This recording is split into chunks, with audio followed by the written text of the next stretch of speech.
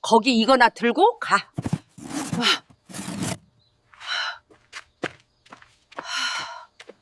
시어머니가 고구마 박스를 툭 밀었어요. 말투는 차가웠고 눈길은 금세 다른 데로 흘렀죠. 하나는 잠시 손을 멈췄어요. 모서리가 손바닥을 살짝 찔렀고 시어머니는 아무 말 없이 뒤돌아 부엌으로 사라졌어요. 바람이 지나가며 상자 표면에 흙이 가볍게 떨어졌어요. 하나는 상자를 들어 올렸죠.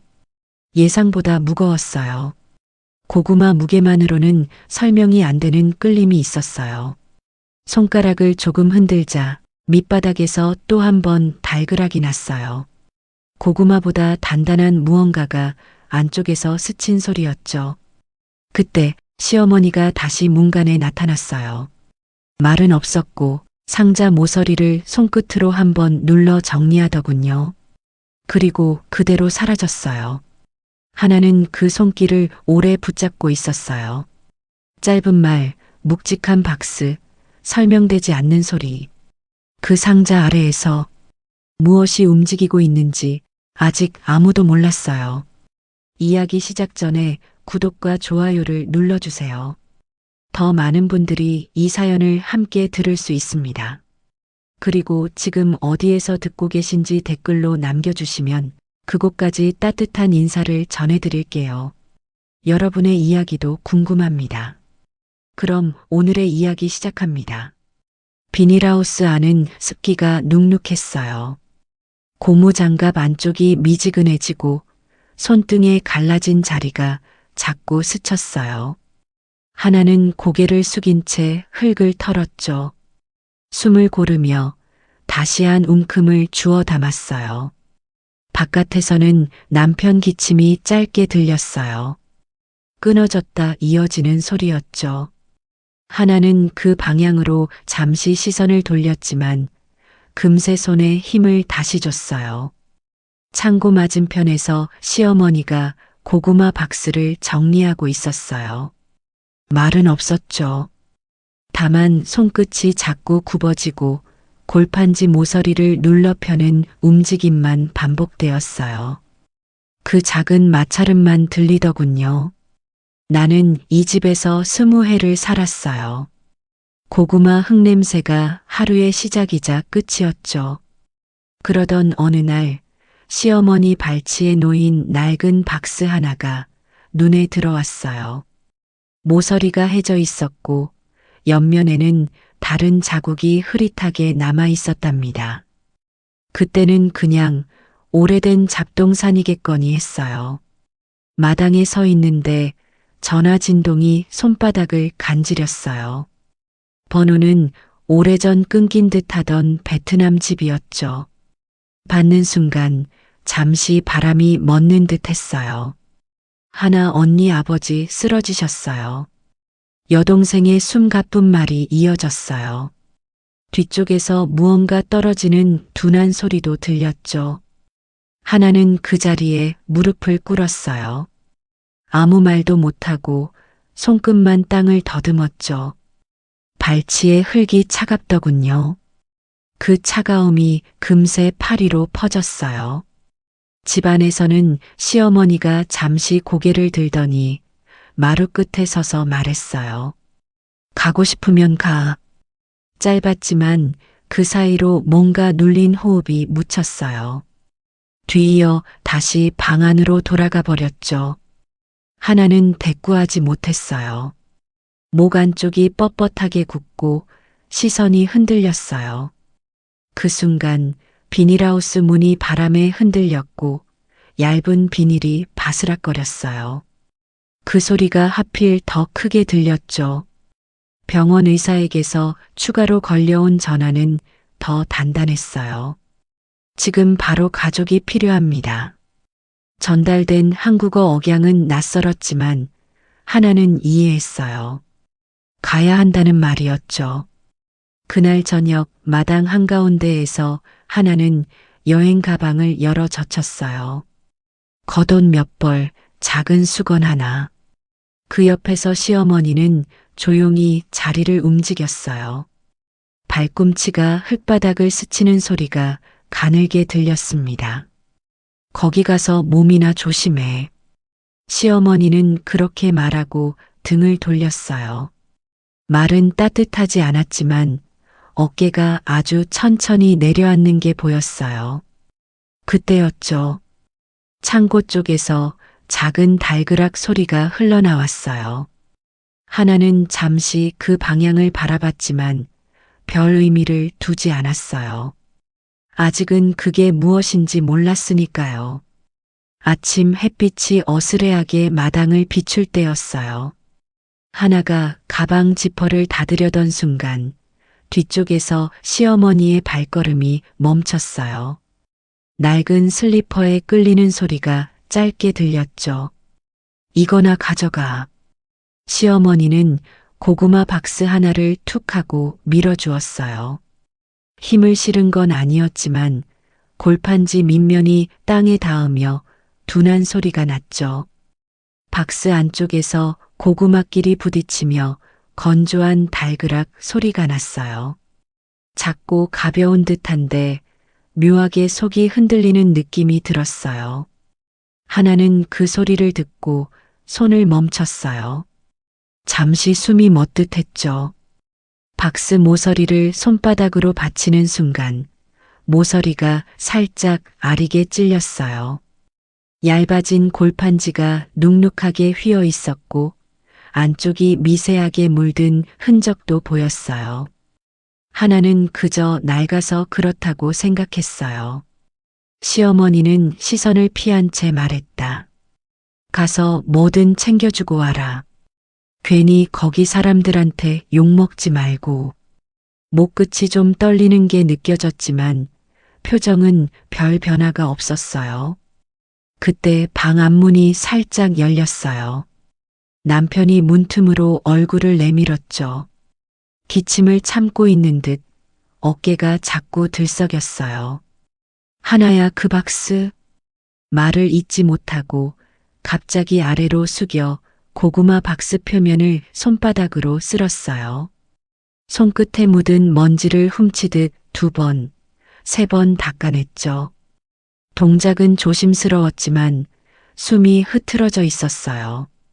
하나는 그 손길을 의아하게 바라봤어요. 하지만 남편은 금세 손을 떼고 말더군요. 잘 다녀와. 짧은 말 뒤에 그는 방으로 도망치듯 들어가 문을 닫아버렸어요. 닫히는 문틈에서 또 작은 기침이 새어나왔죠. 마당에는 정적이 깔렸어요. 고구마 박스 위에 드리운 그림자가 길게 늘어졌어요. 하나는 박스를 들어 올렸어요. 예상보다 조금 무거웠어요. 고구마 몇 알로는 설명되지 않는 묵직함이 있었죠. 걸음을 옮기는 동안 박스 안에서 다시 달그락 소리가 한 번 울렸어요. 뭔가 흔들리다가 바닥에 닿는 소리였어요. 그러나 고구마끼리 나는 소리만 같지는 않았어요. 하나는 잠시 걸음을 멈췄다가 이내 다시 움직였어요. 고구마 몇 알 찢어진 골판지, 그게 전부였다. 그렇게 스스로 생각했지만 마음 한쪽에서 작은 의문이 묻었어요. 출발 직전 시어머니가 마지막으로 말했다. 거기 오래 있지 말고. 말끝은 거칠었지만 손등이 살짝 떨리고 있었어요. 하나는 그 떨림을 보고도 아무 말도 하지 않았어요. 버스터미널로 향하는 길, 박스는 계속 무게를 달리했어요. 걸음을 멈출 때마다 안쪽에서 작은 흔들림이 있었죠. 골판지가 마찰되는 가벼운 쓱 소리도 따라왔어요. 하나는 그저 불안정한 포장 탓이라고 생각했답니다. 버스 안창가에 앉았을 때 박스는 무릎 위에서 약간 눌리며 다시 소리를 냈어요. 고구마 껍질이 스치는 건조한 마찰음, 그리고 그 아래에서 나는 묵직한 탁하는 느낌. 하나는 그 감각을 잊으려 창밖으로 시선을 돌렸어요. 논두렁 사이로 바람이 움직였고 햇빛이 불규칙하게 드리웠어요. 하나는 딱 한 번 박스 표면을 손끝으로 쓸었어요. 그 표면에는 누군가 오래 닦은 듯한 흐릿한 손자국이 남아 있었죠. 그 순간 남편의 어색한 손짓이 다시 떠올랐어요. 하지만 그녀는 그 기억을 금세 밀어냈어요. 앞에는 아버지가 있었고 뒤에는 해결하지 못한 20회의 시간이 남아 있었으니까요. 버스가 움직일 때마다 고구마 박스 속에서 작은 달그락이 들렸어요. 그러나 하나는 창밖만 바라봤어요. 아직은 그 소리의 뜻을 알지 못했으니까요. 비행기 문이 열리자 따뜻한 공기가 한꺼번에 밀려 들어왔어요. 하나는 숨을 한번 깊이 들이켰다가 곧 얕게 나눠 내뱉었죠. 공항 바깥으로 나오자마자 오토바이 엔진 소리, 사람들 부르는 소리, 얕은 웃음들이 뒤섞여 귀를 두드렸어요. 고구마 박스는 손잡이도 없는 골판지였어요. 하나는 양팔로 끌어안 듯 들고 있었죠. 박스 모서리가 팔 안쪽 살을 자꾸 긁었어요. 걸음을 옮길 때마다 안에서 고구마끼리 달그락 소리를 냈어요. 그 아래 어딘가에서 묵직한 무게가 한 번씩 따라 흔들렸어요. 버스를 갈아타고 마지막에 트럭을 얻어 타고 나서야 시골 마을 입구가 보였어요. 낡은 간판, 노랗게 바랜 벽 가로로 엉킨 전선들. 하나는 익숙하면서도 멀게 느껴지는 풍경을 천천히 훑었어요. 집 앞 작은 골목으로 들어서자 이웃들이 하나둘씩 고개를 내밀었어요. 문지방에 기대선 아주머니가 눈을 가늘게 뜨고 하나를 살피더군요. 멀리서 왔다더니 진짜 왔네. 말끝에 어정쩡한 웃음이 달렸어요. 시선은 하나 얼굴이 아니라 그녀가 안고 있는 고구마 박스에 내려앉아 있었죠. 하나는 대답 대신 박스를 조금 더 끌어안았어요. 팔에 힘을 주는 순간 안쪽에서 다시 달그락 소리가 났어요. 골판지 밑면이 살짝 휘청하며 손바닥으로 무게가 옮겨 붙었죠. 집 앞에 도착하자 오래된 철문이 녹슨 소리를 내며 열렸어요. 마당 흙바닥이 습기를 머금고 있어서 발바닥이 살짝 미끄러졌어요. 어머니가 마당 끝에서 서 있었어요. 주름이 더 깊어졌고 어깨가 예전보다 좁아져 있었죠. 그래도 허리는 여전히 꼿꼿했어요. 눈이 먼저 박스로 내려갔어요. 뭘 그렇게 무거운 걸 들고 왔니? 어머니는 다가와 손을 내밀었다가 금세 걷어들였어요. 갈라진 손톱 끝이 허공에서 반쯤 남아 있었죠. 하나는 조심스레 말했다. 시어머니가 보낸 거예요. 그 말에 어머니 눈썹이 미세하게 움직였어요. 그러나 표정은 곧 평평해졌죠. 어머니는 박스를 들여다보더니 조용히 한마디 했어요. 고구마구나. 고개를 돌린 곳에 여동생과 남동생이 서 있었어요. 여동생은 마른 손으로 앞치마 끝을 꼭 쥐고 있었고 남동생은 시선을 바닥에 박은 채 발끝으로 흙을 차고 있었어요. 언니 힘들었겠다. 여동생이 말하면서도 눈은 박스와 하나 얼굴 사이를 오갔어요. 그 눈에 묻은 무언가는 단어로 나오지 않았어요. 아버지는 방 안에 누워 있었어요. 창문으로 들어온 빛이 희미하게 이불 끝을 비추고 있었죠. 숨소리는 얕고 길게 끊어졌어요. 하나는 박스를 마루 앞에 내려놓고 두 손을 모아 방 안으로 들어갔어요. 아버지. 부르는 소리는 낮았지만 방 안 공기를 살짝 흔들었어요. 아버지 눈꺼풀이 조금 떨리더니 힘겹게 떴어요. 그러나 초점은 오래 머물지 못했죠. 그 순간 마루에 놓인 박스 안에서 고구마 하나가 굴러 떨어졌어요. 골판지와 부딪히며 툭 달그락 소리가 이어졌어요. 방 안 공기가 그 소리에 잠시 멈춘 듯 했어요. 저녁 무렵 어머니는 박스를 부엌으로 옮겼어요. 하나는 따라가려다가 아버지 옆에서 손을 놓지 못하고 서 있었죠. 문틈 사이로 부엌 소리가 들려왔어요. 고구마를 꺼내는 둔탁한 소리, 바구니에 담기는 소리, 어머니 숨소리가 섞였어요. 멀리서 왔다더니 이게 다예요? 이웃집 아주머니의 목소리가 부엌 쪽에서 낮게 흘렀어요. 노골적인 말투는 아니었지만 끝에 씁쓸한 웃음이 붙어 있었죠. 다른 목소리가 이어졌어요. 한국은 다들 잘 산다던데, 집집마다 다르긴 하지. 뒤쪽에서 작은 웃음이 몇 개 더 터졌어요. 하나는 그 말들을 직접 듣는 건 아니었어요. 하지만 얇은 벽을 통과한 소리는 충분히 또렷했죠. 방 안 공기가 조금씩 좁아지는 느낌이 들었어요. 나는 거기서 눈을 감고 숨을 세어봤어요. 하나, 둘, 셋. 다 세기도 전에 가슴이 먼저 조여왔어요. 다음 날 아침 어머니는 시장에 가자고 했어요. 뭐라도 팔아야지. 그 말에 여동생과 남동생도 따라 나섰어요. 하나는 망설이다가 마루에 놓인 고구마 박스를 다시 끌어안았어요. 골판지 바닥이 축축하게 느껴졌어요. 손가락이 닿는 안쪽 아래 부분에서 단단한 무언가가 짧게 걸리는 느낌이 있었어요. 종이 같은 질감이었지만 금세 사라졌죠. 하나는 손을 뗐다가 다시 잡았어요. 그러나 박스를 들어 올릴 때 또 한 번 달그락 소리가 위에서 덮여버렸어요. 시장으로 가는 길은 좁고 길었어요. 가게마다 플라스틱 천막이 덮여 있었고 햇빛이 그 사이로 조각조각 떨어졌어요.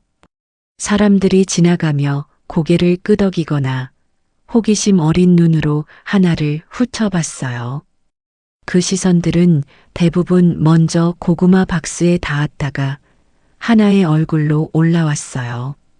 저희가 그 한국 갔던 딸이라며 작게 섞이는 목소리가 들렸어요. 그래, 그러면 뭘 좀 들고 왔나 보자. 하나는 발걸음을 조금 더 재촉했어요. 그러나 박스의 무게가 자꾸 팔꿈치를 잡아당겼어요. 모서리가 손바닥을 파고들며 열기를 남겼죠. 시장 구석 햇빛이 정확히 떨어지는 자리에 자리를 잡았어요. 어머니가 고구마를 박스에서 꺼내 바구니에 담았어요. 겉껍질이 긁히며 내는 소리가 연달아 났어요. 안쪽에 남은 고구마들이 다시 한번 달그락 울렸어요. 그리고 그 아래 어딘가에서 미세하게 종이 끌리는 소리가 섞였어요. 고구마요, 오늘 뽑은 거요. 어머니의 목소리는 담담했어요. 하지만 손등에 힘줄이 더 굵게 드러나 있었죠. 손님 하나가 다가와 고구마를 집어들었다가 흘끔 박스를 봤어요. 테이프가 여러 줄 덧대어진 밑바닥을 보고 코웃음을 삼켰죠. 이거 올해도 굴린 박스네. 말은 농담처럼 들렸지만 눈빛은 값어치를 재는 듯 했어요. 다른 상인 하나가 가까이 오더니 일부러 들릴 만큼 낮게 말했어요. 한국에서 왔다더니 고구마만 들고 왔구먼. 그 곁에서 누군가가 웃음을 눌러 뱉었어요. 하나는 그 말을 듣는 순간 손끝 감각이 무뎌졌어요. 고구마 박스를 더 세게 끌어안았어요. 박스 모서리가 손목뼈를 콕 찔렀어요. 살짝 쓸리는 느낌과 함께 미열 같은 통증이 올라왔죠. 그게 전부예요? 여동생이 조심스레 물었어요. 아무도 듣지 못할 만큼 작은 목소리였지만 하나는 또렷하게 들었어요. 하나는 입을 열려다가 마른 침만 삼켰어요. 목구멍이 좁아져서 말이 밖으로 나오지 않았어요.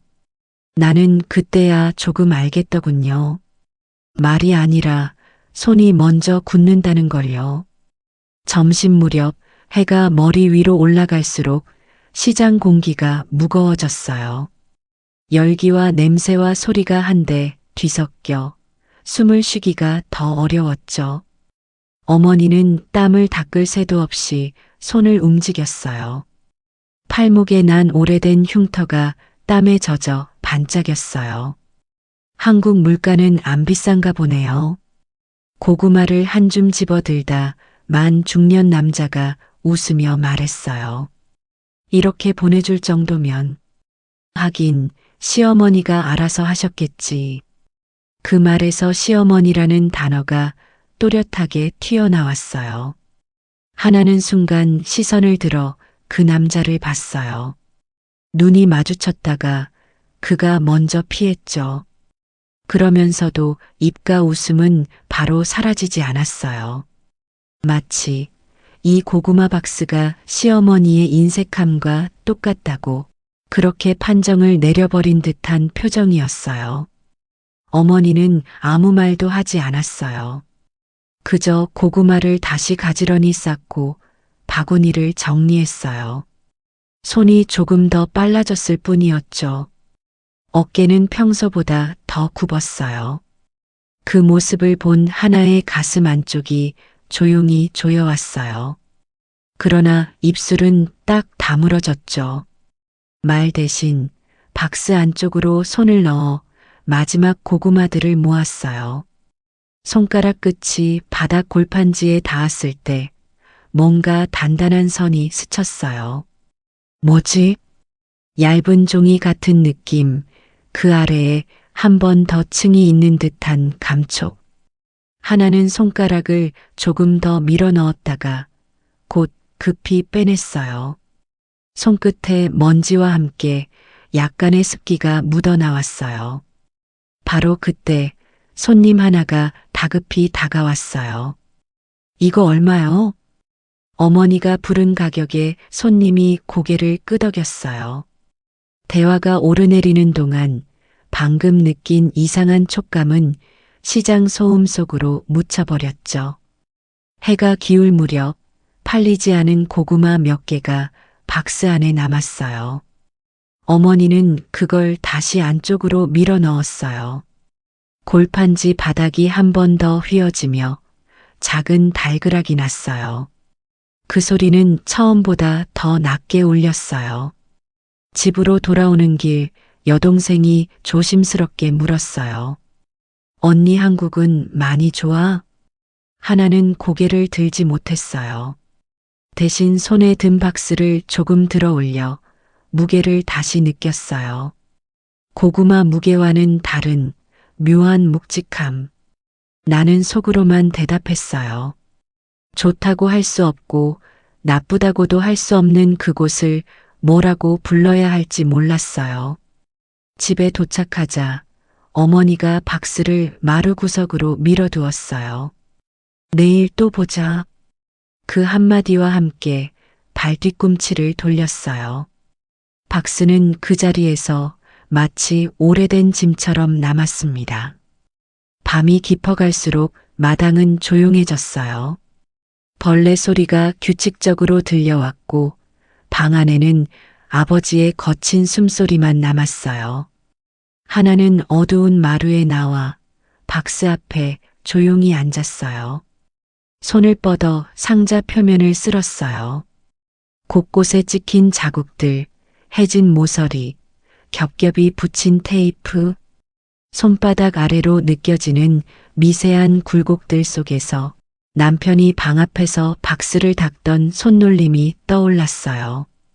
엄마가 그 상자 새벽마다 꿰매더라. 남편의 그 말이 어둠 속에서 갑자기 또렷해지는 것 같았어요. 깨닫기도 전에 가슴 안쪽이 툭 내려앉았죠. 하지만 곧 다른 생각들이 밀려들었어요. 시장 사람들의 시선. 이게 다예요? 한국은 다들 잘 산다던데. 그 말들이 박스 위에 한 겹씩 내려앉는 느낌이었어요. 하나는 결국 박스를 한번 발로 살짝 밀어봤어요. 안에서 고구마가 흔들리며 달그락 소리가 났어요.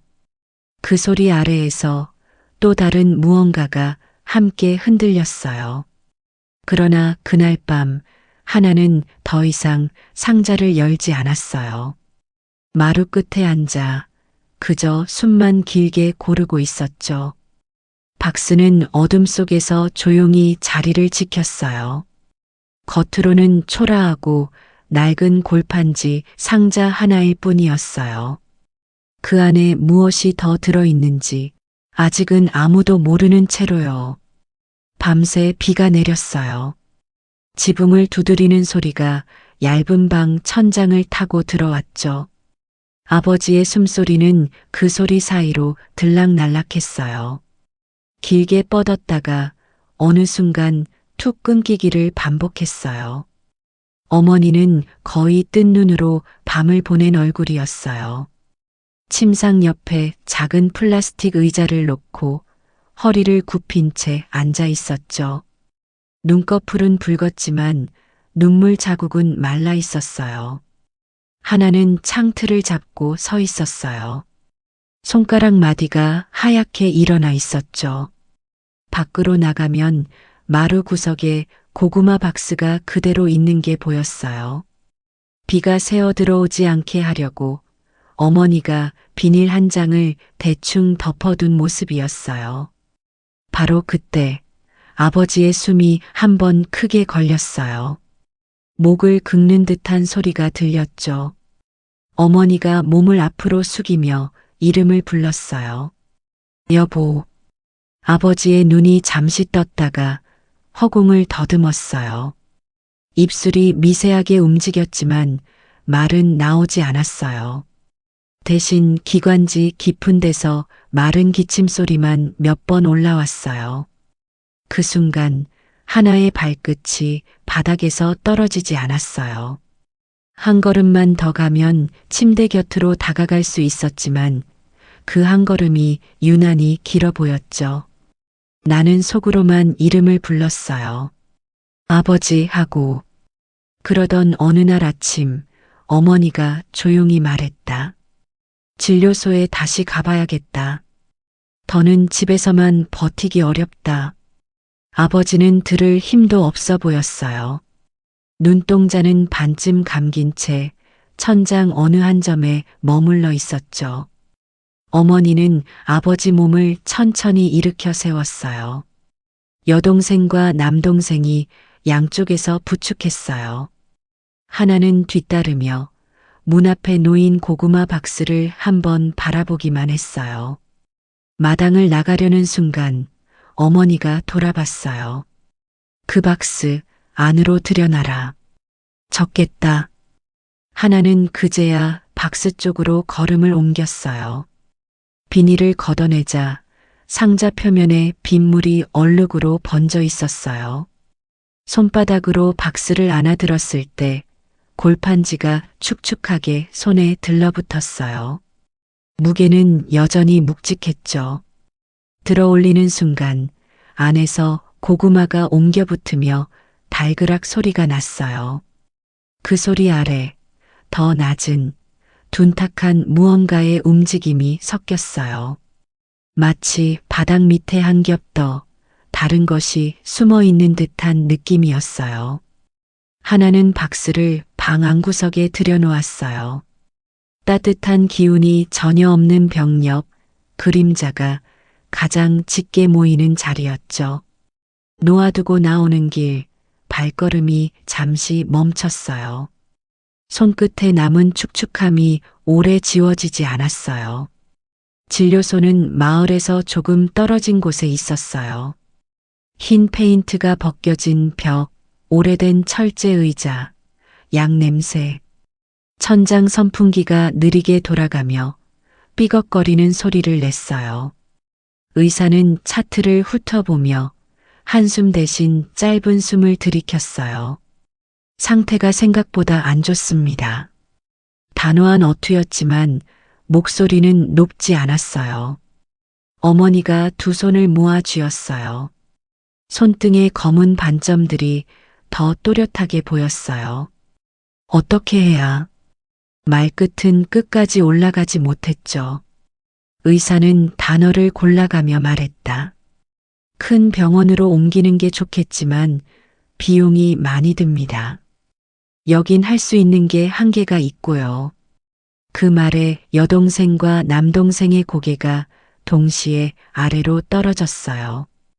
둘 다 어깨 근육이 순간 굳는 게 눈에 보였죠. 하나는 의자에 찬 감각을 허벅지로 느끼며 손을 무릎 위에 올려놓았어요. 손바닥이 식어 있었어요. 나는 속으로만 계산을 했어요. 지금 계좌에 남아있을 법한 돈, 한국집에 두고 온 것들, 시어머니 얼굴, 남편의 기침. 어머니가 조심히 물었어요. 얼마나 드는데요? 의사는 약간 머뭇거리다가 금액을 말해줬어요. 그 수치는 공기 위에서 한동안 떠다니는 듯 했어요. 아무도 바로 입을 열지 못했어요. 그 순간 진료소 복도에서 아이들 웃음소리가 섞여 들려왔어요. 누군가는 시험 얘기를 하고 있었고 누군가는 장난을 치고 있었죠. 그 소리가 방안 공기와 섞이자 어딘가 더 텁텁해졌어요. 남동생이 처음으로 입을 열었어요. 나 공사장 일 다시 나가볼게요. 어깨가 굽어 있었지만 눈빛은 억지로 곧게 세워놓은 것처럼 보였어요. 어머니가 그를 바라봤어요. 내가 학교를. 남동생은 어머니 말이 끝나기도 전에 말을 잘랐어요. 지금은 그럴 때 아니잖아요. 말은 짧았지만 단단했어요. 손가락 끝이 떨리고 있었지만 숨은 깊게 들이켰죠. 여동생도 조심스럽게 뒤를 이었어요. 나도 시장 가게에서 더 나갈게. 새벽에도. 하나는 그 말을 듣는 순간 눈앞이 잠시 흐릿해졌어요. 동생들의 한 해, 두 해가 그대로 잘려나가는 장면이 머릿속에 그려졌죠. 입술 안쪽을 세게 깨물었어요. 입안에 미묘한 철맛이 퍼졌어요. 나는 그때야 알아차렸어요. 여기서 누가 얼마를 내놓아야 할지, 누가 시간을 내야 할지, 모든 화살이 어디를 향하는지. 집으로 돌아오는 길, 하늘은 더 낮게 내려와 있었어요. 구름이 눌러앉은 듯 마을 전체가 조금 더 어두워 보였죠. 마당에 들어서자 마루 구석의 고구마 박스가 눈에 들어왔어요. 조금 전보다 더 낡아 보였어요. 비에 젖은 자국이 얼룩처럼 번져 있었고 모서리 한쪽은 약간 찢어져 있었어요. 어머니가 말했다. 저녁에 뭐라도 씹어야지. 남은 거 삶자. 하나는 자연스럽게 박스로 다가갔어요. 손을 집어넣어 고구마를 꺼내려는 순간 바닥 쪽에 단단한 느낌이 또 손가락에 걸렸어요. 골판지 아래에 다른 층이 있는 듯 했죠. 손가락이 그 경계선을 따라가다가 어딘가에 살짝 긁혔어요. 또 이 느낌이네. 나는 잠시 손을 멈췄어요. 손가락 끝이 미세하게 저렸어요. 그러나 어머니의 시선이 뒤에서 느껴졌어요. 뭉기적거리지 말고 얼른 가져와라. 하나는 아무 말 없이 고구마를 몇 개 집어들었어요. 손가락 끝에 남은 이상한 감각은 뜨거운 물 속에 손을 넣자 금세 사라졌어요. 저녁 식탁은 단출했어요. 고구마 몇 개와 조금의 반찬. 아버지는 거의 먹지 못했어요. 잘라낸 고구마 조각이 숟가락 끝에서 떨어져 그릇 위를 두 번 튕겼어요. 맑은 소리가 났다가 금세 사라졌죠. 그날 밤 어머니는 가족들을 모아놓고 말했다. 내일부터는 학교를 당분간 쉬는 게 좋겠다. 여동생과 남동생이 동시에 눈을 들었어요. 표정은 크게 변하지 않았지만 눈동자 깊은 데서 무언가 흔들렸어요. 등록금도 그렇고 병원비도 그렇고 일단 살고 봐야지. 어머니는 말하면서 손을 무릎 위에서 떼지 못했어요. 손가락 마디가 고정된 것처럼 굳어 있었죠. 하나는 그 말을 듣는 순간 숨이 목에서 걸렸어요. 동생들이 다니던 학교 복도, 교실 창문, 교복 자락이 머릿속에 번갈아 떠올랐어요. 입술이 떨렸지만 아무 말도 나오지 않았어요. 나는 속으로 계속 같은 말을 반복했어요. 내가 돈을 더 벌었어야 했나? 한국에서 뭘 더 가져왔어야 했나? 그러던 어느 날 동생 둘은 새벽이 채 밝기 전에 집을 나섰어요. 남동생은 공사 현장으로, 여동생은 시장 가게로. 마당을 가로지르는 발걸음 소리가 유난히 크게 들렸어요. 신발 밑 흙이 부서지는 소리까지 또렷했죠. 하나는 그 소리를 들으며 문 기둥에 기대 서 있었어요. 등 뒤에는 마루 구석에 고구마 박스가 기대어 있었어요. 벽과 박스 사이 좁은 틈에서 서늘한 기운이 올라왔어요. 그날 오후 친척 하나가 집을 찾아왔어요. 멀찍이서부터 목소리가 들려왔죠. 그래, 한국에 있는 딸이 왔다며? 응접할 제대로 된 자리가 없어. 모두 마루에 둘러앉았어요.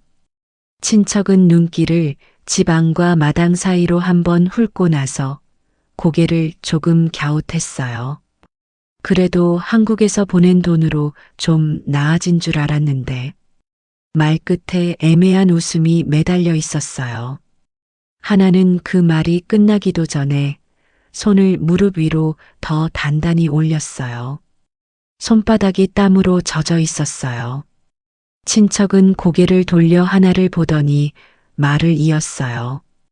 거기서는 뭐 좀 챙겨오진 그랬냐? 멀리서 왔다는데. 너무 노골적인 말은 아니었지만 어기마다 얇은 칼날이 붙어 있었어요. 어머니의 눈가가 잠깐 수축했다 풀렸어요. 형편이 다 그렇지요, 뭐.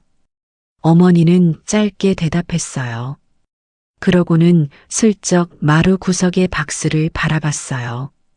고구마 박스 위에 덮어둔 비닐이 반쯤 벗겨져 있었어요. 친척의 시선도 거기를 따라갔어요. 아, 그게 그 유명한 한국 사위네 집에서 온 거구만. 말투는 장난스러웠지만 눈빛은 아니었어요. 하나는 그 말을 듣는 순간 등줄기를 타고 땀이 흘러내리는 걸 느꼈어요. 박스 안에서 아직 남아있는 고구마가 다시 한번 달그락 소리를 냈어요. 작은 떨림이 마룻바닥에까지 전달되는 듯 했어요. 그날 밤 하나는 시어머니에게 전화를 걸었어요. 휴대전화 화면에 뜬 한국 번호가 잠시 흔들리는 것 같았죠. 전화는 몇 번 울리다 끊겼어요. 두 번째, 세 번째, 네 번째에서야 연결됐어요. 왜 이렇게 늦게 받으세요? 하나의 목소리는 가능한 한 평평하게 나왔어요. 그 뒤에 숨은 조급함은 그녀만 알고 있었죠. 시어머니는 숨을 한번 들이킨 뒤 말했다. 일하다가 손이 좀 젖어 있었다. 전화기 너머로 먼 곳에서 비닐하우스 문이 스치는 소리가 들리는 듯 했어요. 아버지 상태가 좋지 않아요. 하나는 조심스럽게 말을 이었어요. 병원비가 많이 들어요. 잠시 정적이 흘렀어요. 두 집 사이의 거리만큼 길게 느껴지는 정적이었죠. 그래. 시어머니는 짧게 대답했어요. 그 한마디 뒤에 아무 말도 이어지지 않았어요. 마치 전화가 끊어진 것 같았어요. 하나는 휴대전화 화면을 확인했다가 다시 귀에 가져다 댔어요. 죄송해요. 입 밖으로 나온 단어는 그것뿐이었어요. 무엇이 죄송한지, 누구에게 미안한지 정확히 설명할 수 없었지만 혀가 먼저 움직였죠. 시어머니의 숨소리가 아주 작게 들렸어요. 거기 어른들 먼저 챙겨라. 그 목소리는 평소보다 더 낮았어요. 그리고 덧붙였어요. 여기 일은 내가 본다. 하나는 그 말을 들으며 눈을 감았어요. 귀 안쪽에 박히는 듯한 한 문장이었어요. 그러나 전화를 끊고 나니 방 안 공기는 여전히 변하지 않았어요. 아버지의 거친 숨소리, 어머니의 마른 기침, 비닐하우스를 떠올리게 하는 흙냄새. 모든 게 그대로였죠. 나는 그때 또다시 생각했어요. 내 손으로 할 수 있는 일이 뭔지, 내가 놓친 게 뭐였는지. 며칠 뒤 아버지의 상태는 더 나빠졌어요. 호흡이 자주 멈칫거렸고 눈동자는 점점 더 흐려졌죠. 작은 진료소 침상 위에서 시간만 길게 늘어지는 느낌이었어요. 의사는 다시 한번 말했다. 이제 정말 결정을 하셔야 합니다. 어머니는 말없이 고개를 떨구었어요. 동생 둘은 입술을 깨문 채 서로를 쳐다보지도 못했죠. 결정이라는 말이 방 안벽에 부딪혀 되돌아오는 것 같았어요. 하나는 의료비 내역이 적힌 종이를 내려다봤어요. 줄줄이 늘어선 숫자들 사이로 한국이라는 두 글자가 떠올랐어요. 그리고 그 집 마당, 고구마 흙냄새, 시어머니 굽은 허리. 환자 대기실에서 누군가 텔레비전을 켰어요. 뉴스에서 어디선가 사고 소식이 흘러나왔어요. 인터뷰 목소리, 앵커의 차분한 말투, 병원 응급실 화면. 그 영상이 지금 이곳과 겹쳐지는 느낌이었어요. 하나는 종이를 접어 주머니에 넣었어요. 손가락이 떨렸지만 꼭 쥐었죠. 주머니 안에서 종이가 구겨지는 감촉이 또렷했어요. 집으로 돌아왔을 때 마루 구석의 고구마 박스는 그대로였어요. 비닐은 어느새 한쪽이 완전히 벗겨져 있었고 상자 위에 얇은 먼지층이 내려앉아 있었어요. 하나는 문턱을 넘다 말고 갑자기 박스 앞으로 걸어갔어요. 두 손으로 상자 옆면을 잡고 들어 올렸어요. 생각보다 더 무거웠어요. 고구마가 몇 개 남지 않았다는 걸 알고 있었기에 그 무게는 더 낯설게 느껴졌죠. 들어 올리는 순간 안에서 큰 달그락 소리가 났어요. 고구마가 아니라 다른 물건이 상자 안에서 미끄러져 내려가는 소리. 그 아래에서 종이가 스치는 듯한 소리도 함께 들렸어요. 하나는 상자를 한번 흔들어 봤어요. 안에서 무언가가 벽에 부딪히는 소리가 났어요. 톡, 탁. 고구마 무게에 섞인 더 단단한 울림. 가슴 안쪽이 짧게 떨렸어요. 나는 그 순간 손가락을 상자 입구 쪽으로 가져갔어요. 방금이라도 안을 뒤져보고 싶은 마음이 목까지 차올랐죠. 하지만 바로 그때 어머니의 목소리가 들려왔어요. 뭐하니? 아버지 약 타올 시간이다. 하나는 손을 멈췄어요. 입구에 걸려있던 손가락을 천천히 떼었어요. 다시 상자를 마루 구석에 내려놓는 동안 안에서 작은 달그락이 한 번 더 울렸죠. 저녁 여동생이 돌아왔어요. 손에 들린 비닐봉지에는 빵 2개와 저렴한 음료수 하나가 들어 있었어요. 남동생은 먼지와 땀이 뒤섞인 채로 들어왔어요. 어깨와 팔에 힘이 남아있지 않은 듯 벽에 기대어 숨을 골랐어요. 어머니는 그 모습을 한 차례 훑어보고 말없이 부엌으로 들어갔어요. 식탁 위에 올려둔 고구마는 줄어들었고 대신 약 봉지가 늘어났어요. 약 봉지를 펼칠 때 나는 사각 소리가 식탁 위로 퍼졌어요. 하나는 식탁 옆에 서서 약을 하나하나 뜯었어요. 손가락이 캡슐을 만질 때마다 미끄러운 감촉이 전해졌어요. 아버지는 약을 삼키는 것조차 버거워 보였어요. 목을 3번, 4번씩 움직여야 겨우 넘어갔죠. 밤이 깊자 마당은 다시 고요해졌어요. 벌레 소리마저 줄어들었고 집안에는 시계 초침 소리만 또렷하게 들렸어요. 초침이 한 칸 움직일 때마다 마치 가족의 시간이 조금씩 깎여나가는 것만 같았어요. 하나는 잠을 이루지 못했어요. 여기저기서 새어나오는 숨소리들 사이를 헤매다가 결국 마루로 나왔어요. 고구마 박스는 여전히 그 자리에 있었어요. 그 앞에 앉아 상자 표면 위에 손바닥을 올렸어요. 골판지의 거친 결이 송금 사이사이에 닿았어요. 손가락을 움직일 때마다 말라붙은 흙이 살짝 떨어져 나갔죠. 나 때문에. 입술 사이로 아주 작은 소리가 새어나왔어요. 누구를 향한 말인지 정확히 짚을 수 없었지만 혀가 먼저 움직였어요. 나는 그때야 조금 인정하게 됐어요. 아버지의 침상, 동생들의 일터, 어머니 굽은 허리, 그리고 마루 구석의 이 상자까지 모든 것 한가운데에 내가 서 있다는 사실을요. 손바닥에 힘을 주며 상자를 꾹 눌렀어요. 그러자 안에서 또 한 번 달그락 소리가 났어요. 이번에는 고구마들이 위에서 살짝 치워지는 느낌과 함께 밑바닥에서 뭔가가 더 또렷하게 움직였어요. 상자 안쪽에서 종이가 미끄러지는 소리가 났어요. 스르륵. 아주 얇고 조심스러운 소리였지만 그 순간 하나의 귀에는 과장되게 들렸어요. 가슴이 다시 한번 툭 내려앉았어요. 손가락 끝이 저절로 상자 입구로 향했죠. 지금이라도 상자를 열어 그 밑바닥을 확인하고 싶다는 생각이 목까지 차올랐어요. 하지만 뒤쪽에서 아버지의 헛기침 소리가 들려왔어요.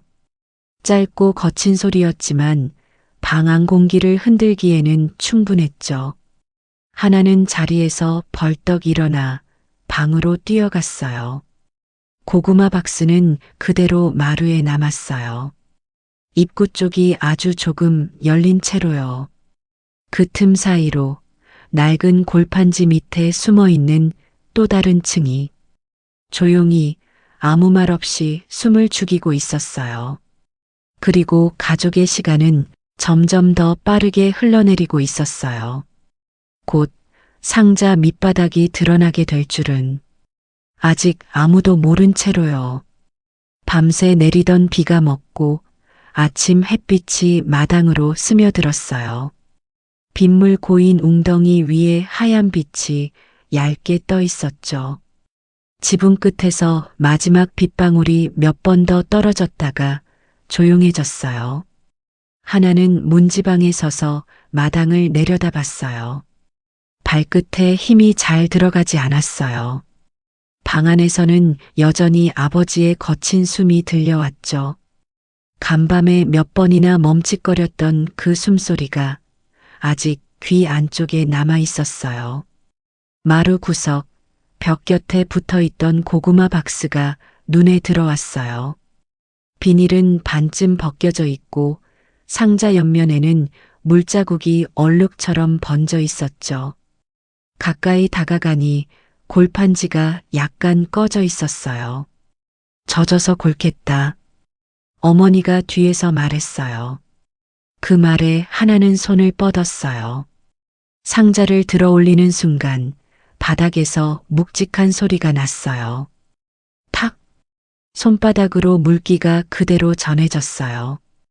골판지가 젖어 휘어 있었고 모서리는 손가락에 축축하게 들러붙었어요. 박스 안에서 고구마가 한번 흔들렸어요. 겉껍질끼리 부딪히며 달그락 소리가 났어요. 그 아래 더 낮은 데서 종이가 미끄러지는 소리가 살짝 섞였어요. 스르륵. 하나는 그 소리에 몸이 약간 굳었어요. 숨이 짧게 멈췄다가 다시 들어갔죠. 나는 그 순간 소나기에 힘을 더 줬어요. 박스 밑바닥이 손바닥 안쪽을 눌렀어요. 마당 한가운데로 옮기려 했을 때였어요. 젖어있던 골판지 모서리가 갑자기 찍하고 찢어졌어요. 무게를 못 견딘 바닥이 한쪽으로 꺾이면서 안에 있던 게 한꺼번에 쏟아져 내렸어요. 고구마 두어 개가 먼저 떨어졌어요. 흙 묻은 둔탁한 소리가 흙바닥 위에서 튀었죠. 그 뒤를 따라 납작한 무언가가 상자 밑에서 빠져나왔어요. 두꺼운 비닐봉투 하나가 햇빛으로 미끄러져 나왔어요. 바닥을 스치며 스르르륵 하고 울렸어요.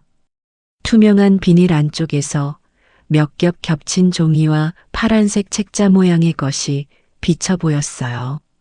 하나는 반사적으로 상자를 내려놓았어요.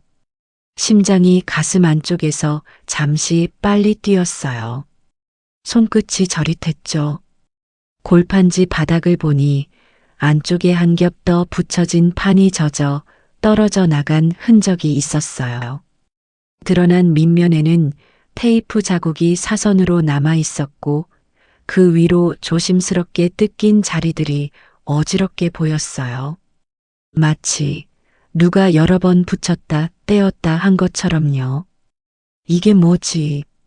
소리가 입 밖으로 아주 작게 새어나왔어요. 어머니가 그제야 가까이 다가왔어요. 눈길이 비닐봉투에 꽂혔어요. 그러나 바로 손을 뻗지는 못했어요. 빛이 비닐에 부딪혀 반짝였어요. 안에는 파란 은행 통장 한 권, 낡은 봉투 하나, 그리고 두툼한 흰 봉투가 한 겹 더 들어 있었어요. 비닐 표면에 물방울 몇 개가 매달려 있었죠. 하나는 무릎을 꿇고 앉았어요. 손을 뻗어 비닐봉투를 들어 올렸어요. 젖은 흙이 비닐에 붙어 손바닥으로 함께 올라왔어요. 촉감이 미끄럽고 차가웠어요. 깨지진 않았네. 어머니가 낮게 중얼거렸어요. 그 말투에는 안도와 놀람이 뒤섞여 있었지만 단어는 짧았죠. 하나는 비닐을 조심스레 열었어요. 찍하는 작은 소리와 함께 봉합선이 벌어졌어요. 안에서 통장이 손등으로 흘러내려왔어요. 종이 냄새와 잉크 냄새가 섞인 공기가 코끝에 닿았어요. 먼저 나온 건 파란 은행 통장이었어요. 겉표지에는 한국은행 이름이 한글로 선명하게 찍혀 있었어요. 하나는 그 이름을 읽는 순간 시선이 잠시 멈췄어요. 한국집 근처 시어머니와 함께 갔던 그 지점 풍경이 떠올랐죠. 표지 아래 작은 글씨로 적힌 이름이 보였어요. 하나. 자신의 이름이었어요. 낯선 도시, 낯선 나라에서 주민번호를 등록하던 날의 숨소리가 떠올랐어요. 통장을 펼치자 손가락 끝에서 사각거리는 소리가 났어요.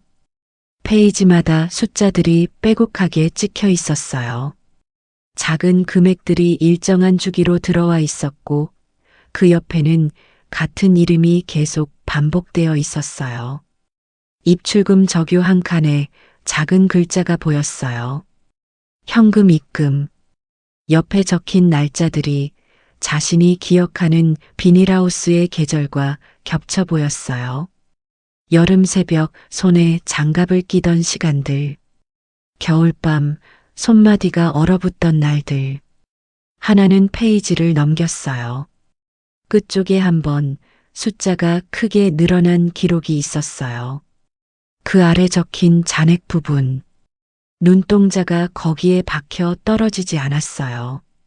금액이 머릿속에서 바로 계산되지는 않았지만 가족이 병원비를 묻던 그날 의사의 목소리가 떠올랐어요. 나는 그때 목 뒤가 뜨거워지는 걸 느꼈어요. 아무 말도 나오지 않았죠. 통장 뒷표지 안쪽에 둥근 도장이 찍혀 있었어요. 시어머니가 자주 들고 다니던 붉은 도장 모양과 비슷했어요. 까만 볼펜으로 짧은 글이 적혀 있었어요. 이 통장은 하나 것. 글씨는 삐뚤었지만 힘이 들어가 있었어요. 익숙한 필체였어요. 꾸중할 때, 장부를 적을 때, 쌀 포대를 세던 숫자들. 시어머니 손가락 끝이 떠올랐어요. 하나는 손을 떼지 못했어요. 손등의 혈관이 도드라졌죠. 비닐 안에서 두 번째로 나온 건 낡은 봉투 하나였어요. 겉면에는 연필로 적은 듯한 얇은 글씨가 희미하게 남아 있었죠. 베트남 집. 세 글자 사이사이에 연필심이 조금씩 번져 있었어요. 하나는 봉투를 들어 올리며 손가락으로 글씨를 한 번 더 따라 그려봤어요. 글자마다 손끝이 미세하게 떨렸어요. 봉투를 열자 안에서 흰 종이 한 장이 접힌 채 나왔어요. 두 번, 세 번 접혀 있던 종이가 펼쳐질 때 사각 소리가 났어요. 햇빛이 종이 위에 고르게 내려앉았어요. 글씨는 시어머니의 것이었어요. 볼펜이 중간중간 눌린 자국, 몇 번 지웠다, 다시 쓴 흔적. 줄 간격이 조금씩 흔들려 있었지만 한 줄 한 줄이 또렷했어요. 하나는 21번 고르고 글을 읽기 시작했어요. 하나야, 내 글씨가 못나도 그냥 읽어라. 거기 어른들 먼저 챙겨라. 너희 아버지 먼저 보고 내 동생들 밥부터 챙겨라. 상자 밑엔 내 이름으로 적금 하나 있다. 아무한테도 말 안 하고 모았다. 내 고생, 내가 안 모를까? 돈이란 건 있는 사람이 큰 소리 치는 거더라. 우린 그럴 형편은 못 된다. 그러니 이걸로 내 친정 얼굴에 너무 큰 그늘은 안 지우게 해라. 여기 있는 동안 우리 집 농사일은 내가 한다. 내 남편 기침은 내가 듣고 약은 내가 챙긴다. 갔다 오면 또 같이 고구마 캐자. 하나 시어미. 한 줄 한 줄 내려가며 글씨가 조금씩 더 굳어져 있었어요. 마지막 서명 부분에 볼펜이 깊게 눌려 종이가 살짝 패였죠. 하나는 종이를 쥔 손을 풀지 못했어요.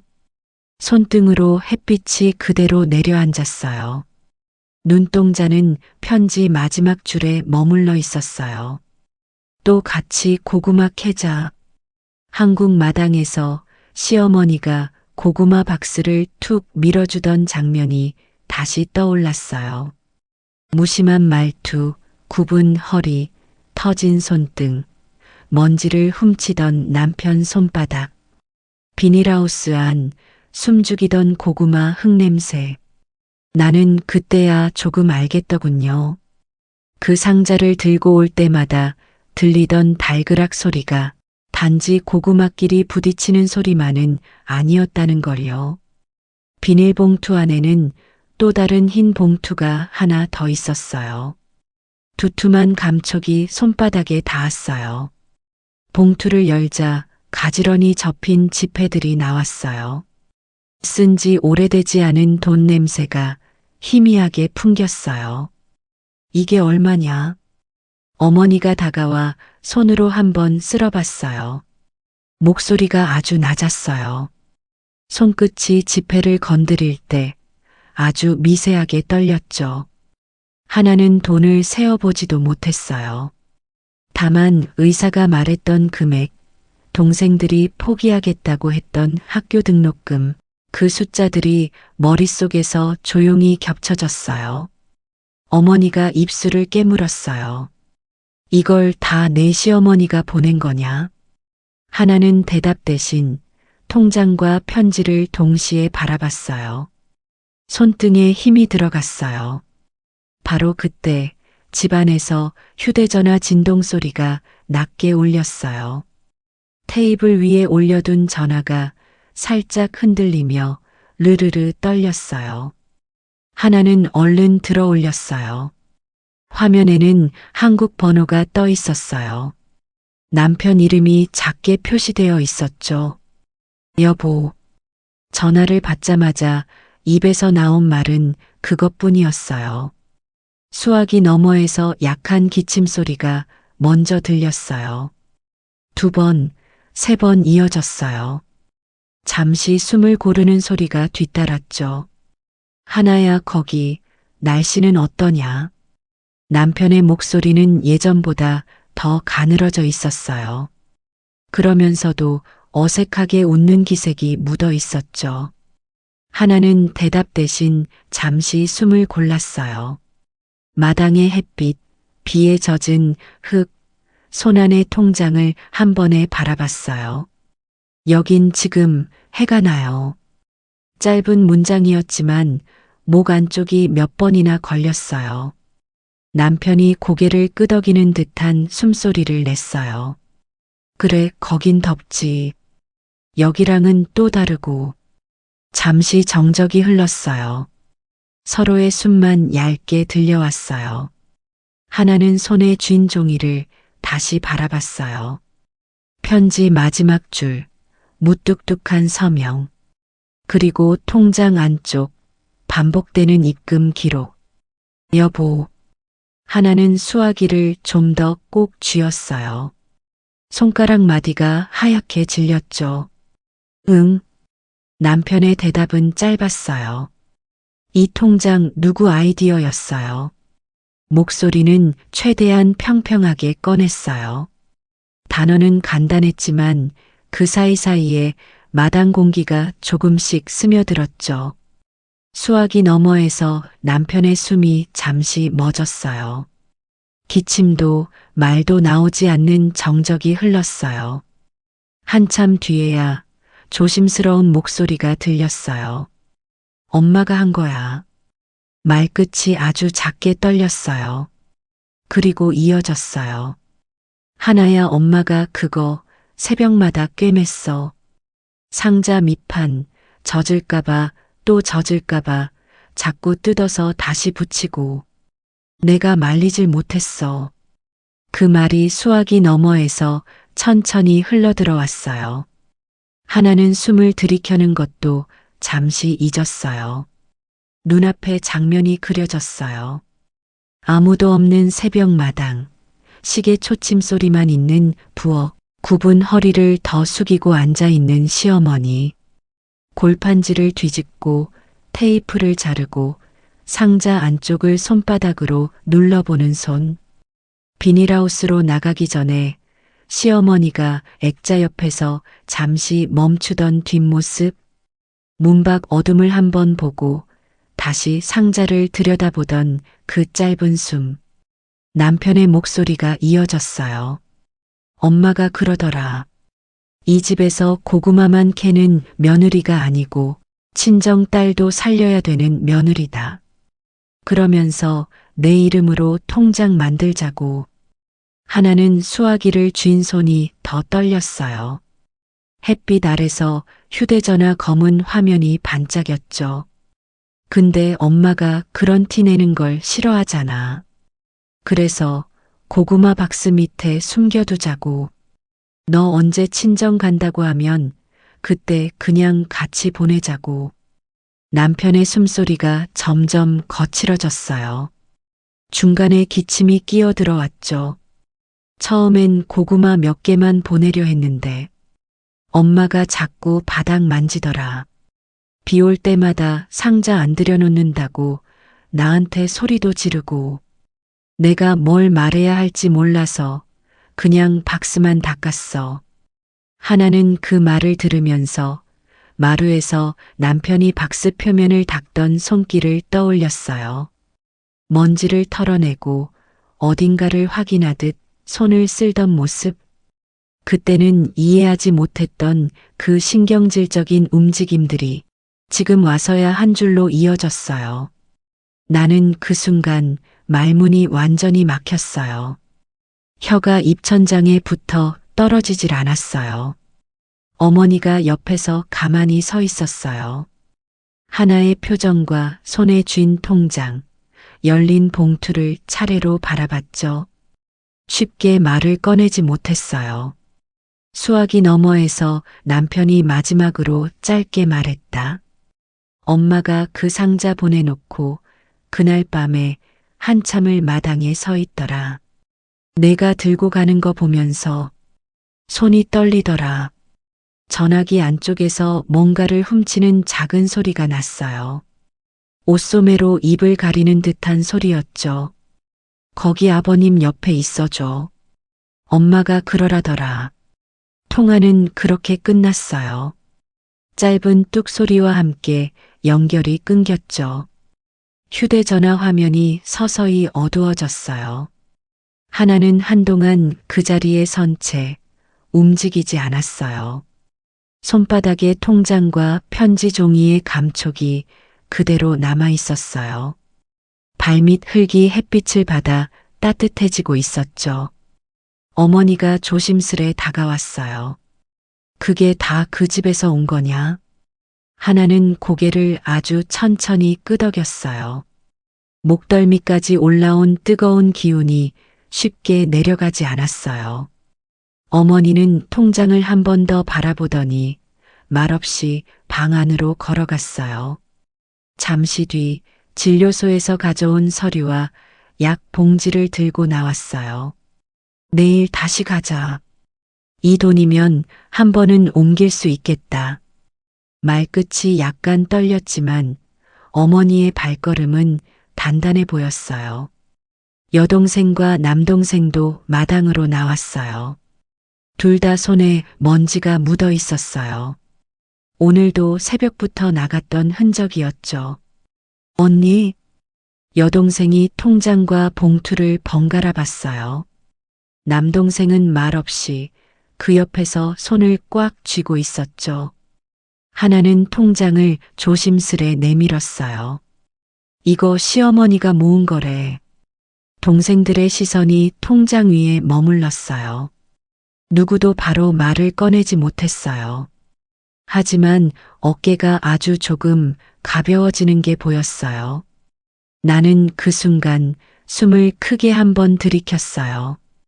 가슴 안쪽을 막고 있던 돌덩이 같은 것이 아주 조금 움직이는 느낌이었어요. 햇빛은 점점 더 강해지고 있었어요. 고구마 박스는 아직 마당 한가운데 엎어진 채 있었죠. 찢어진 바닥을 통해 안쪽 이중 골판지 구조가 그대로 드러나 있었어요. 하나는 상자 쪽으로 걸어갔어요. 두 손으로 상자를 다시 세웠어요. 찢어진 바닥을 안쪽으로 접어넣고 테이프를 찾아 붙였어요. 손가락에 테이프에 끈적한 감촉이 묻어났어요. 이걸 버릴까? 여동생이 물었어요. 하나는 고개를 저었어요. 아니, 조금 더 써도 될 것 같아. 상자 안에 남은 고구마 몇 개를 다시 넣었어요. 고구마끼리 살짝 부딪히며 예전보다 부드러운 달그락 소리를 냈어요. 이제 그 소리는 다른 의미로 들렸어요. 나는 상자 표면을 한 번 더 쓰다듬었어요. 다른 손자국이 겹겹이 묻어있는 골판지 위를 천천히 가로질렀어요. 마당 한쪽 햇빛이 가장 잘 드는 자리에 상자를 올려두었어요. 젖은 부분이 말라가며 색이 조금씩 연해졌어요. 방 안에서는 여전히 아버지의 숨소리가 들려오고 있었어요.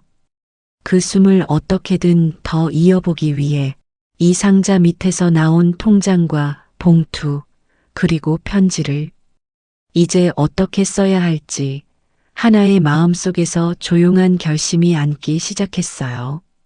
직접 말로 드러내지 않아도 그 결심은 손의 움직임으로 먼저 나타났어요.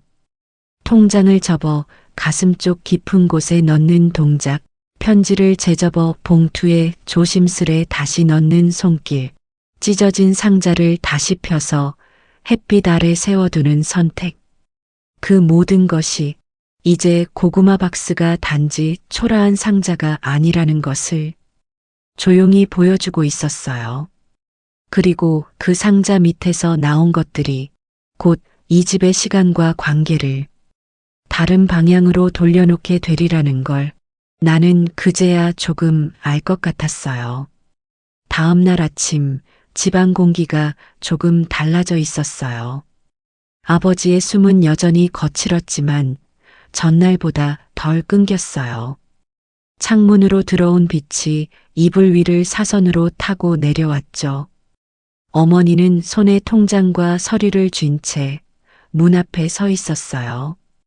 입술을 한번 다물었다가 다시 천천히 떼었어요. 오늘 옮기자. 큰 병원으로. 여동생과 남동생이 동시에 고개를 들었어요. 눈동자 깊은 데서 무언가 번쩍였다 사라졌어요.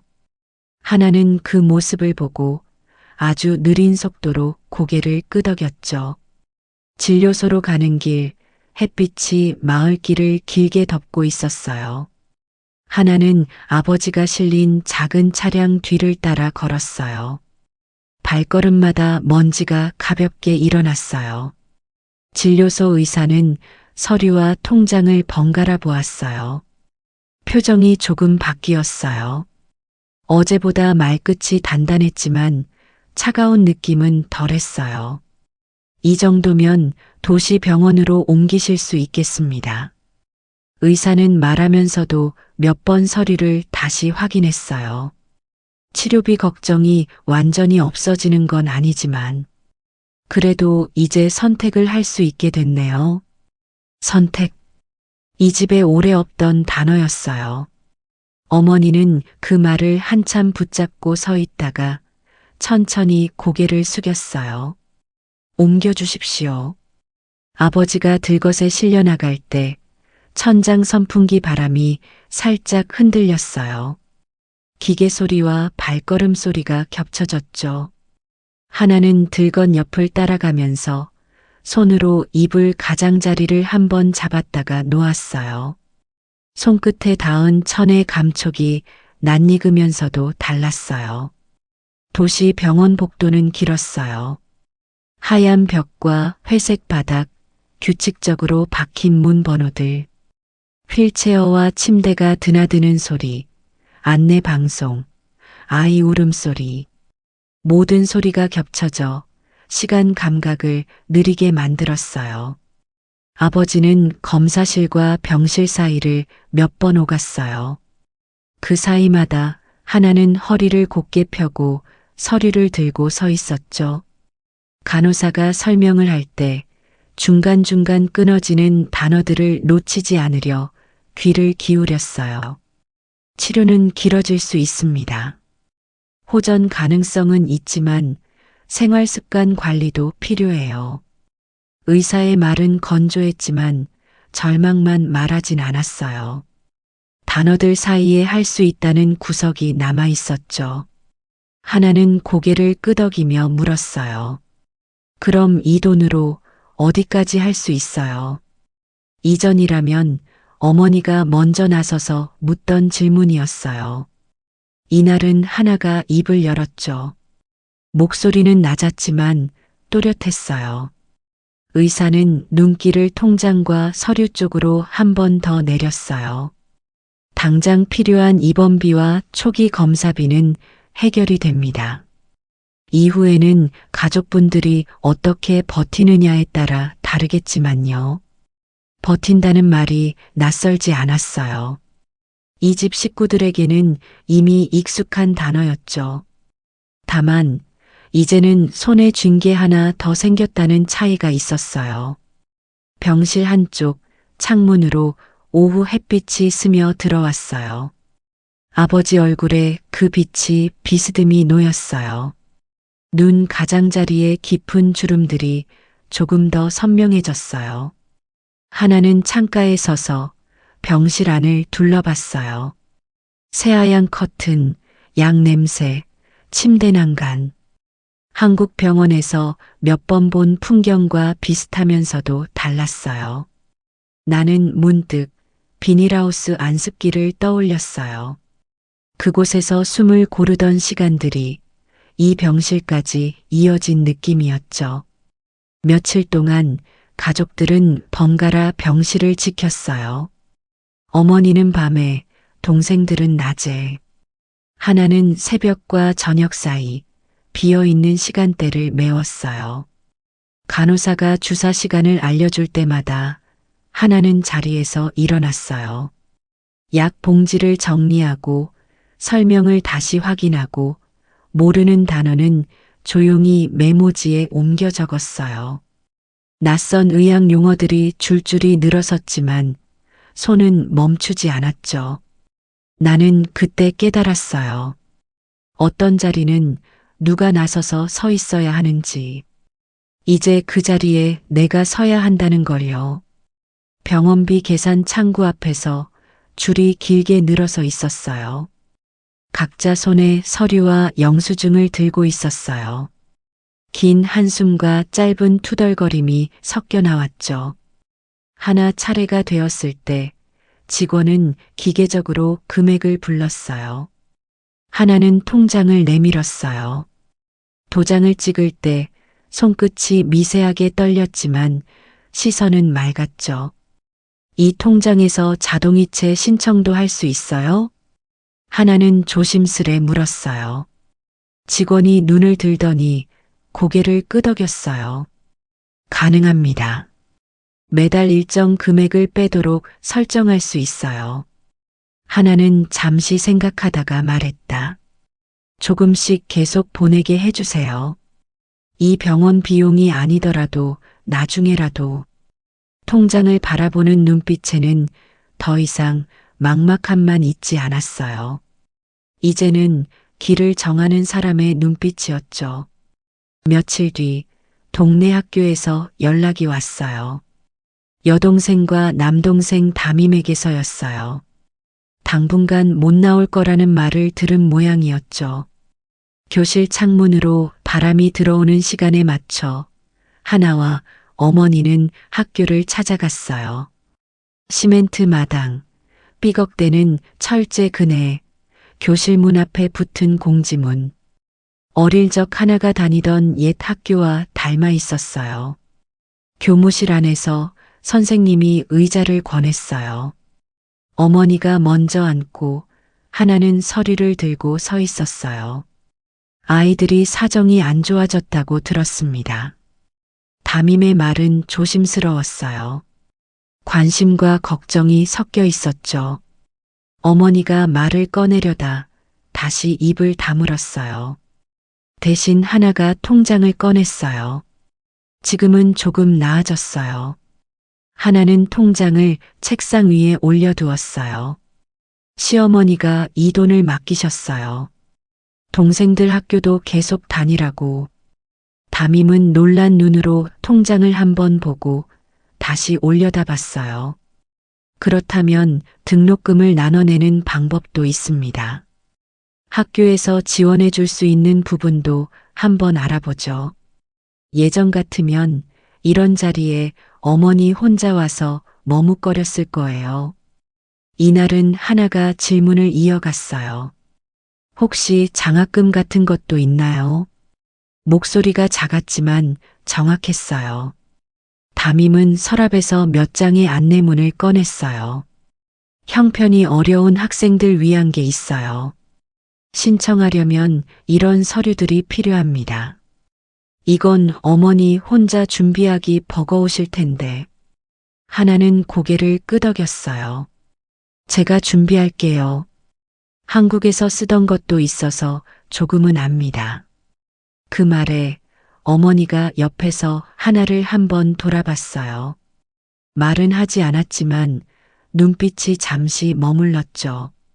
예전보다 그 시선이 길었어요. 며칠 후 동생 둘은 다시 교복을 입었어요. 흰 셔츠 위에 다려진 자국이 반듯했어요. 학교 가방 끈을 맨 어깨는 여전히 가벼워 보이지 않았지만 발걸음만큼은 이전보다 덜 무거웠죠. 마당에서 그 모습을 보던 이웃들이 작은 소리로 중얼거렸어요. 다시 학교 가나 보네. 그래도 멀리서 온 딸이 한몫했겠지. 노골적인 조롱은 아니었어요. 며칠 전 시장에서 던지던 말들과는 결이 달랐죠. 말 사이사이 조금의 인정이 섞여 있었어요. 시장에서도 변화가 느껴졌어요. 어머니가 고구마를 늘어놓을 때 몇몇 상인이 말을 붙였어요. 그날 많이 놀랐겠어요. 어르신 병원 옮겼다면서요. 잘 됐네. 예전 같으면 뒤돌아서 던졌을 말들이었어요. 이날은 정면에서 눈을 맞추며 나왔어요. 하나는 고구마 박스를 다시 들고 시장에 섰어요. 이번엔 박스 밑이 반듯하게 정리되어 있었죠. 테이프가 가지런하게 붙어 있었고 젖어 있던 흔적은 말라갈 뿐이었어요. 손님 하나가 박스를 가리키며 말했어요. 저 박스 올해도 쓰시네. 어머니가 짧게 대답했어요. 곧 새 걸로 바꿀 거요. 그러면서도 손으로 상자 옆면을 한번 쓰다듬었어요. 오래 쓴 물건 대하듯 아주 조심스러운 손길이었죠. 하나는 그 모습을 옆에서 보고 있었어요. 가슴 안쪽에서 예전과는 다른 무언가가 조용히 자리 잡는 느낌이었어요. 병원과 학교, 시장을 오가는 날들이 이어졌어요. 아버지의 상태는 크게 나빠지지 않았고 조금씩 안정되는 기미가 보였어요. 기침 소리 사이사이 짧은 농담도 한 번씩 섞였죠. 내가 이 나이에 이런 큰 병원 침대도 다 누워보네.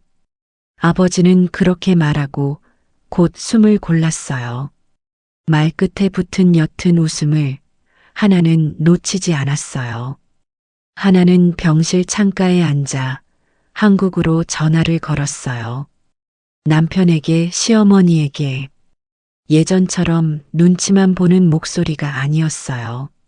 상황을 차분히 설명하고 앞으로의 계획을 나누는 목소리였죠. 다음 달에 병원비가 조금 더 나올 거예요. 그때는 제가 여기서도 조금 벌어볼게요. 남편이 수화기 너머에서 물었어요. 거기서 무슨 일을 할 건데? 하나는 잠시 생각하다가 대답했어요. 시장 도와도 되고 진료소 옆에서 통역도 조금은 할 수 있어요. 한국말 아는 사람 여기 많지 않으니까요. 말하면서 스스로도 새삼스럽게 느껴졌어요. 그동안 몸에만 붙어 있던 시간들이 이제는 입과 손을 통해 바깥으로 나가는 것 같았죠. 시어머니와의 통화는 여전히 짧았어요. 그렇지만 이전보다 숨이 덜 막혔어요. 거긴 잘 돼가냐? 시어머니 목소리는 예전처럼 단단했지만 끝에 조금 덜 거칠었어요. 네. 병원 옮겼어요. 여기 의사가 오래 보자고 하네요. 잠시 정적 뒤에 시어머니가 말했다. 그래. 오래 보자 그래야지. 사람은 오래 살아봐야 쓸 때가 또 있는 법이다. 하나는 그 말에 입꼬리가 아주 조금 올라가는 걸 느꼈어요. 전에는 쉽게 떠올리지 못하던 표정이었죠. 하루는 진료소 의사가 병실 앞 복도에서 하나를 불렀어요. 아, 베트남에서 오신 따님. 하나는 의사를 향해 걸어갔어요. 걸음이 예전보다 덜 망설였어요. 이 동네에도 외국에서 일하다 돌아오는 분들이 많습니다. 병원에 오면 말이 잘 안 통할 때가 많아요. 혹시 시간이 허락하면 그런 분들 통역 좀 도와주실 수 있습니까? 생각지 못한 제안이었어요. 하나는 잠시 의사를 바라봤어요. 진료실 문 옆에 붙은 스케줄표, 바쁘게 오가는 사람들. 돈은 많이는 못 드려요.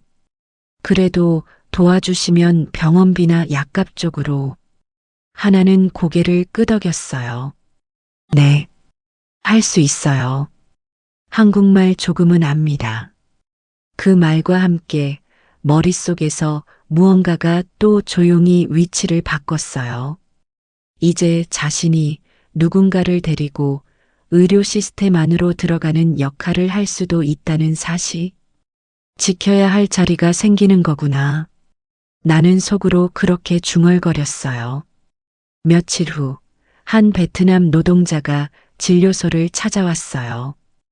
허리를 숙이고 두 손을 배 앞에서 맞잡은 채 서 있었죠. 의사는 곧바로 하나를 불렀어요. 이분 설명 좀 도와주세요. 하나는 모국어로 말을 건넸어요. 남자의 긴장된 표정이 조금씩 풀렸어요. 증상을 묻고 의사 설명을 옮기고 약 복용 시간을 하나하나 짚어줬어요. 진료소를 나서는 그의 발걸음이 조금 더 가벼워 보였어요.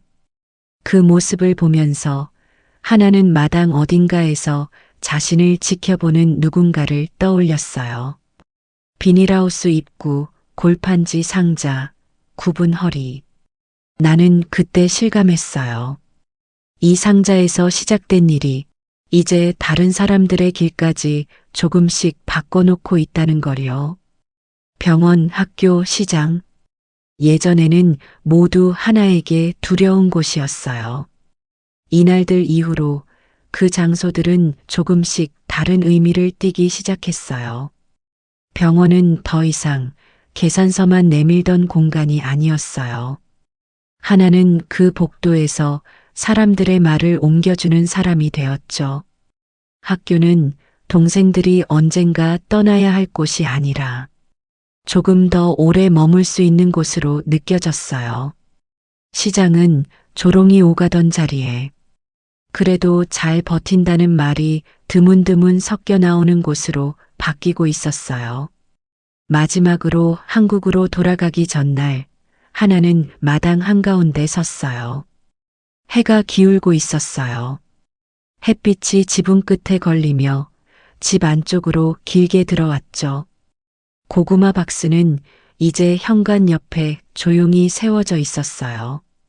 찢어졌던 바닥은 깔끔하게 붙어 있었고 옆면에는 새 테이프가 한 줄 더 감겨 있었어요. 어머니가 말했어요. 상자는 두고 가라. 여기도 고구마는 계속해야지. 그 말에 하나는 상자를 한 번 더 바라봤어요. 이 집의 계절과 함께 늙어갈 박스 같았어요. 한국 갈 땐 다른 걸 들고 가라. 이제 빈손으로 오가지는 말고. 어머니 말끝이 아주 작게 떨렸어요. 하지만 눈은 곱게 하나를 향해 있었어요. 하나는 대답 대신 상자 표면에 손을 올렸어요. 골판지의 거친 결이 송금 사이로 다시 스며들었어요. 손바닥 아래에서 지난 시간들이 얇게 겹쳐졌죠. 알겠어요. 짧은 대답이었어요. 그 안에 많은 것이 들어 있었죠. 이제 이 상자는 이 집에 남아 이 가족을 지키는 물건이 되었어요. 그리고 하나는 다시 한국으로 돌아가 또 다른 상자들을 채우고 다른 사람들의 시간을 지켜줄 준비를 하고 있었어요. 예전처럼 누군가에게만 기대서는 자리가 아니었어요. 이제는 자신이 누군가의 등을 받쳐줄 수 있는 자리까지 조용히 걸어온 것이었죠. 고구마 박스는 그 자리에 서 있었어요. 어둑해지는 마당에서 저녁 바람을 맞으며 아주 천천히 종이 결을 말리고 있었어요. 달그락 소리는 더 이상 모욕의 소리가 아니었어요. 살아남기 위해 모아온 손길들의 합이었어요. 그 소리를 뒤로 두고 하나는 천천히 집 안으로 걸음을 옮겼어요. 이제 마지막 장면을 향해 가는 발걸음이었어요. 한국으로 돌아온 날, 집안 마당에 부드러운 저녁 햇빛이 깔려 있었어요. 비닐하우스 비닐이 바람에 살짝 들리며 잔잔하게 흔들렸죠. 하나는 여행 가방을 내려놓고 한동안 그 자리에서 숨을 고르기만 했어요. 안에서는 냄비 뚜껑이 부딪히는 소리가 들렸어요. 소리만으로도 집이 그대로 자기 자리를 지키고 있다는 느낌이 들었어요. 문을 밀자 시어머니가 부엌 한가운데 서 있었어요. 앞치마 끈을 허리에 돌려 매며 짧게 말했다. 왔냐? 말투는 늘 그랬듯 투박했지만 그 말이 떨어지는 속도는 전보다 한 박자 느렸어요. 허리는 여전히 굽어 있었고 손등은 거칠었지만 손의 움직임은 묘하게 조심스러웠죠. 남편은 벽에 기대 있다가 천천히 일어났어요. 기침이 예전보다 덜했어요. 어깨도 조금 편안해 보였죠. 하나야 잘 왔다. 짧게 말하고는 곧바로 시선을 피했어요. 그러다 다시 고개를 돌리며 덧붙였죠. 고생 많았지.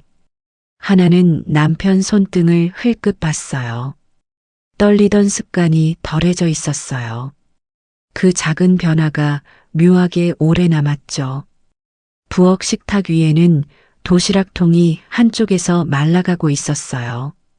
남편이 닦아놓은 듯 뚜껑이 단정히 뒤집혀 있었습니다. 하나는 그걸 보고 입술을 아주 천천히 다물었어요. 밥부터 먹어라. 시어머니가 그 말을 남긴 뒤 냄비를 들고 식탁으로 왔어요. 뚜껑을 살짝 여는 순간 익은 고구마 냄새가 부엌을 가득 채웠어요. 하나는 식탁 옆 의자에 앉았어요. 의자 다리가 바닥을 긁으며 낸 작은 소리가 귓속에 남았죠.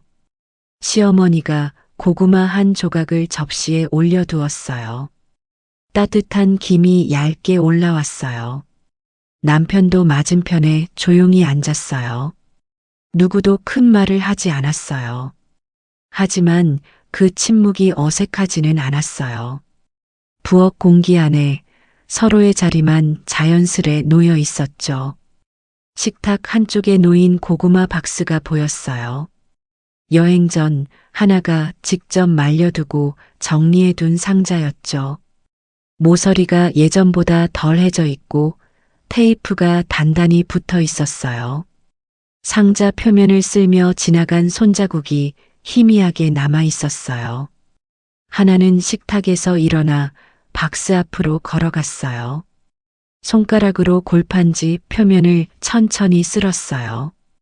거친 결이 손끝에 닿았고 손바닥으로 눌렀을 때 따뜻한 온기가 살짝 올라왔어요. 나는 그 순간 이 상자가 더 이상 초라한 물건이 아니라는 걸 조용히 인정하게 되었어요. 이 집과 저 집, 두 나라의 시간을 다 이어붙여준 묵직한 다리 같은 물건이었죠. 시어머니가 뒤에서 말했다. 올해는 좀 낫겠지. 말은 짧았지만 상자를 보는 그 시선은 더 길었어요. 한 해의 농사와 살아온 날들, 그리고 앞으로의 시간을 한꺼번에 쥔 사람만이 가진 시선이었어요. 하나는 박스에서 손을 떼지 않았어요. 잠시 그대로 서 있었다가 아주 조용히 대답했어요. 그럴 것 같아요. 부엌에서는 식탁 의자가 조금 밀리는 소리가 들렸어요. 남편이 자리를 닦고 있었죠.